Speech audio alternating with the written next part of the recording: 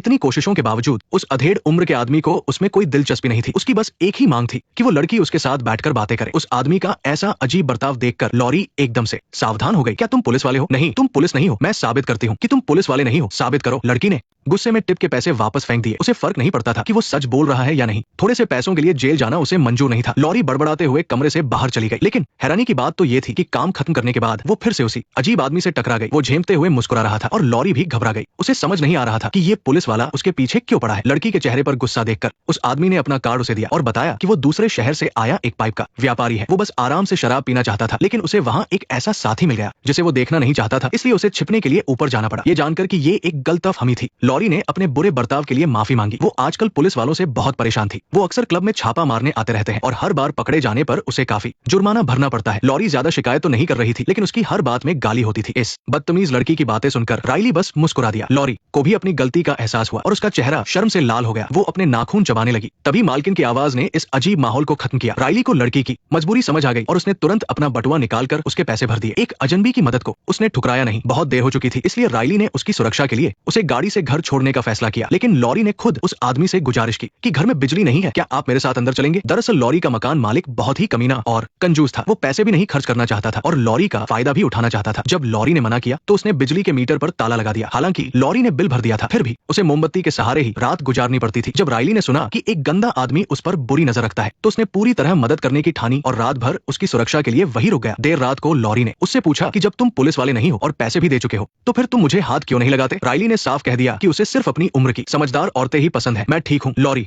उस अजनबी के पास सुकून से सो गई, लेकिन वो नहीं जानती थी कि राइली के दिल में वो उसे अपनी बेटी मानने लगा था। दरअसल राइली के बटुए में हमेशा एक पुरानी तस्वीर रहती थी जो 10 साल पहले उसकी बेटी की थी, लेकिन बदकिस्मती से एक कार एक्सीडेंट ने उस हंसते खेलते परिवार को बर्बाद कर दिया। उसकी पत्नी गम में डूब गई और डिप्रेशन का शिकार हो गई। वो दिन भर बस खुद को कोसती रहती थी। पिछले 10 सालों से उसने घर के बाहर कदम तक नहीं रखा था। बेटी को खोने के साथ साथ उसकी पत्नी ने जीने की चाहत भी खो दी थी। राइली अपना दर्द अपनी पत्नी को नहीं बता सकता था, इसलिए उसने बाहर एक ऐसी महिला साथी ढूंढ ली जो उसे समझती थी। वो दोनों अक्सर बातें करते थे और उस महिला ने धीरे धीरे राइली को उस गम से बाहर निकाला। लेकिन किस्मत को कुछ और ही मंजूर था। उस महिला की दिल का दौरा पड़ने से मौत हो गई। एक के बाद एक झटकों ने उसे तोड़ दिया था। लेकिन इससे भी ज्यादा हैरानी की बात यह थी कि राइली को कब्रिस्तान में अपनी और अपनी पत्नी की कब्र पहले से बनी हुई मिली। वो समझ गया कि उसकी पत्नी उम्मीद खो चुकी है और बस मौत का इंतजार कर रही है। घर लौटकर राइली को बहुत गुस्सा आया। उसने अपनी पत्नी को इस तरह हार मान लेने के लिए बहुत डांटा। इस तरह उनके रिश्ते जो पहले से खराब थे अब और भी बिगड़ गए और उनके बीच बातचीत बंद हो गई। काम के सिलसिले में शहर से बाहर आने पर राइली की मुलाकात लॉरी से हुई। इतनी कम उम्र की लड़की को ऐसे बर्बाद होते देख उसे अपनी मरी हुई बेटी की याद आ गई। वो अपनी बेटी के लिए जो नहीं कर पाया वो प्यार अब लॉरी पर लुटाना चाहता था, इसलिए वो रात भर उसकी हिफाजत के लिए रुका रहा। सुबह जागने पर राइली को महसूस हुआ कि बेटी की मौत के 10 साल बाद वो पहली बार इतना सुकून से सोया था। सूरज की रोशनी में राइली ने देखा कि लॉरी का घर अंदर से कितना बिखरा हुआ था। जाने से पहले उसने बड़े प्यार से लड़की पर कंबल डाल दिया ताकि उसे ठंड न लग जाए। तभी उसकी नजर लड़की के हाथ पर बने निशानों पर पड़ी और उसे उस पर बहुत तरस आया। जिस उम्र में उसे अपने माता पिता के लाड़ प्यार में होना चाहिए था, उस उम्र में लॉरी ऐसी बदतर जिंदगी जी रही थी। राइली ने होटल वापस जाकर बहुत सोचा और एक बड़ा फैसला लिया। उसने अपने घर के फोन पर एक मैसेज छोड़ा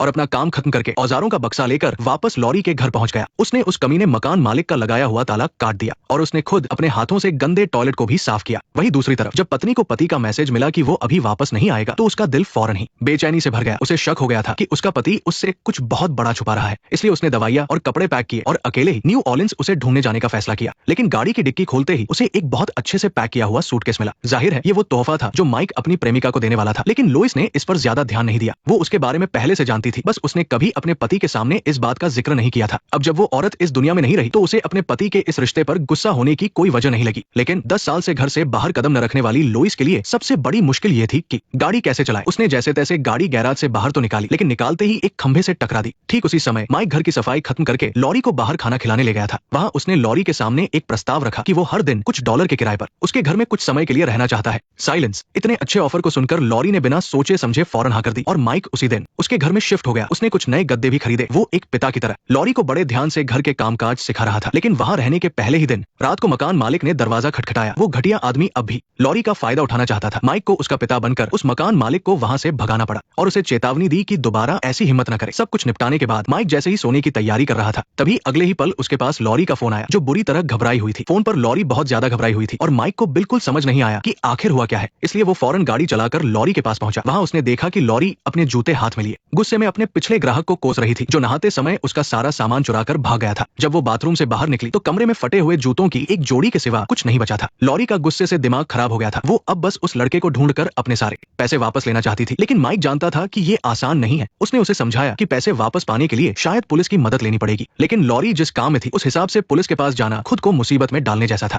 ये सोचकर लॉरी को और भी गुस्सा आने लगा। वो अपनी मेहनत की कमाई को यूं ही जाने नहीं देना चाहती थी, इसलिए वो गुस्से में वहां से चली गई ताकि किसी और ग्राहक को फंसाकर अपने नुकसान की भरपाई कर सके। लेकिन लॉरी रास्ते में ही रुक गई। वो मन ही मन खुद को कोस रही थी, ये सोचकर कि वो कुछ भी ठीक से नहीं कर सकती और उसकी जिंदगी अब खत्म हो चुकी है। ये देखकर माइक ने धीरे से उसे दिलासा दिया, सब ठीक हो जाएगा, घर चलो। उसके दिलासे से लॉरी आखिरकार घर वापस जाने के लिए मान गई, लेकिन अगले दिन वो दोपहर तक सोती रही। माइक के बार बार बुलाने पर भी जब वो नहीं उठी तो उसका सब्र जवाब दे गया। उसने एक झटके में लड़की का कंबल खींच लिया और फिर उसके गंदे कपड़े उठा लिए। वो बोला कि वो उसे कपड़े धोना सिखाने के लिए बाहर ले जा रहा है, लेकिन हमेशा अपनी मनमर्जी करने वाली लॉरी को पिता जैसी ये रोक टोक बिल्कुल पसंद नहीं आई। चलो हमें चलना है। तुम क्या कर रहे हो? कपड़े धोने हैं। कपड़े मुझे दो, तुमने मेरा दिल दुखाया है। क्यों? क्योंकि तुम मुझ पर चिल्लाना चाहते हो, लेकिन चिल्ला नहीं सकते। माइक को उस लड़की से बहुत निराशा हुई, लेकिन वो इतनी आसानी से उसे छोड़ने के लिए भी तैयार नहीं था, इसलिए वो वापस कमरे में गया ताकि लड़की को उठने के लिए मना सके। पर उसने माइक से पहले आज के $100 मांगे। मुझे मेरे पैसे दो, नहीं तो मेरे घर से निकल जाओ। लड़की का ऐसा रवैया देखकर माइक को एक पल के लिए लगा कि उसने गलत इंसान पर भरोसा कर लिया, लेकिन कुछ पल सोचने के बाद उसने पैसे निकाले और उसे तमीज पर एक कड़ा सबक सिखाया। उसने लड़की को चेतावनी दी कि वो दोबारा गंदी बातें न करे। आज के बाद जब भी तुम गाली दोगी तो तुम्हें मुझे $1 देना होगा। इस बार माइक सच में गुस्सा हो गया था और ये देखकर लॉरी फौरन घबरा गई। उसे माइक से सिर्फ किराया ही नहीं मिल रहा था, बल्कि उससे भी बढ़कर वो अपनापन महसूस हो रहा था जो उसे पहले कभी नहीं मिला था। उसे डर था कि कहीं ये मिली हुई खुशी पल भर में खत्म न हो जाए, इसलिए वो चुपचाप उसके साथ जाकर कपड़े धोने लगी और माइक से माफी भी मांगी। उसने वादा किया कि वो आगे से कभी गंदी बात नहीं करेगी, लेकिन माइक ने उसे कोई जवाब नहीं दिया। आखिरकार लॉरी से रहा नहीं गया। तुम मुझसे नाराज हो, तुम बस नाराज होने का नाटक कर रहे हो। मैं नाटक नहीं कर रहा। माइक ने लड़की को प्यार से बैठाया। जब लॉरी ने देखा कि वो सच में गुस्से में नहीं लग रहा है, तब जाकर उसे तसल्ली हुई। लेकिन जब लग रहा था कि सब कुछ ठीक हो रहा है, तभी माइक के पास उसकी पत्नी लोइस का फोन आया। लोइस, जो 10 साल से भी ज्यादा समय से घर से बाहर नहीं निकली थी, अब अकेले 1000 किलोमीटर गाड़ी चलाकर उससे मिलने आ गई थी। तुम न्यू ऑर्लिन्स में हो? हाँ, तुम अकेले? माइक की आंखों में